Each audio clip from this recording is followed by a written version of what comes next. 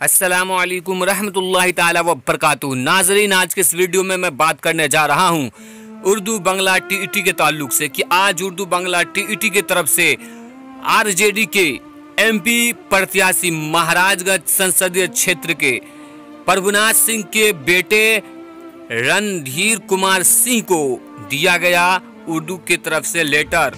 और क्या हुई उनसे पूरी बात आज के इस वीडियो में जानेंगे, लिहाजा वीडियो को अंत तक जरूर देखें। और अगर अभी तक आपने हमारे चैनल को सब्सक्राइब नहीं किया है तो सब्सक्राइब करके बेल आइकन को दबा लें ताकि आने वाले लेटेस्ट वीडियोस का नोटिफिकेशन आपको मिलता रहे। नाजरीन, आज 3 बजे हम पहुंचे लकड़ी नबीगंज प्रखंड के मादारपुर बाजार में, जहां पे सभा हो रही थी आरजेडी की, जहां पे आने वाले थे तेजस्वी प्रताप यादव और रणधीर सिंह।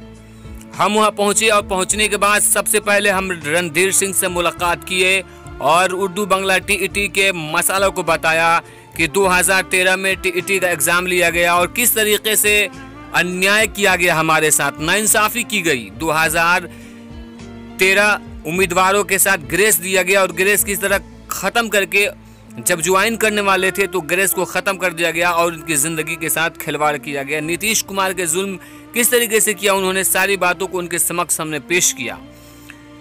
वो बातों को सुनने के बाद उन्होंने कहा कि हम आपकी इस मुद्दा को, आपकी इस बात को हम अपने हाई कमान ऑफिसर्स जो हमारे पार्टी के बड़े लीडर्स हैं उन तक मैं रखूँगा और कहूँगा कि जितना जल्द से जल्द हो सके वह आप सबों की मदद और सहायता करें। उसके बाद उन्होंने ये भी कहा कि तेजस्वी यादव आने वाले हैं तो मैं उनके समक्ष भी ये बात और ये आपका जो लेटर है मैं उनको पेश करूँगा। और उन्होंने आश्वासन दिया कि अगर हम इलेक्शन जीत जाते हैं तो आपका काम ज़रूर होगा और हम युवा हैं और युवाओं के विकास, युवाओं के बारे में ज़्यादा सोचते हैं क्योंकि ये देश युवाओं का देश है। तो उसके बाद तेजस्वी प्रसाद यादव आया और उन्होंने भाषण दिया। भाषण में ज़्यादातर उन्होंने जिस मुद्दे पे गुफ्तगू की, बातचीत किया, वो नौजवानों का रोज़गार के ताल्लुक से उन्होंने बातें की। और कुछ भाइयों ने हमें से पूछा था कि जो रिज़ल्ट आने वाला है वो कब तक आएगा। तो मैं बता दूं कि जब तक केंद्र सरकार के एचआरडी मंत्रालय से उस लेटर का जवाब नहीं आ जाता है तब तक कोई भी रिज़ल्ट नहीं आ सकता है बिना एचआरडी के मंजूरी के।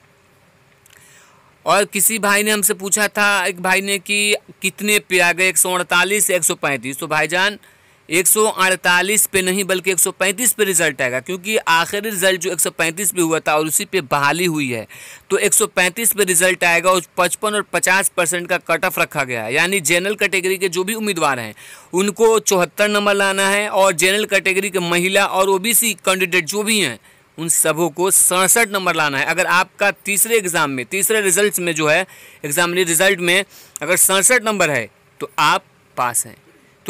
तो ये थी अब तक की ताज़ा अपडेट। वीडियो अच्छी लगी तो लाइक कीजिए और ज़्यादा से ज़्यादा लोगों तक शेयर कीजिए और चैनल को सब्सक्राइब करके हमारा सपोर्ट कीजिए। मिलते हैं नए वीडियो में।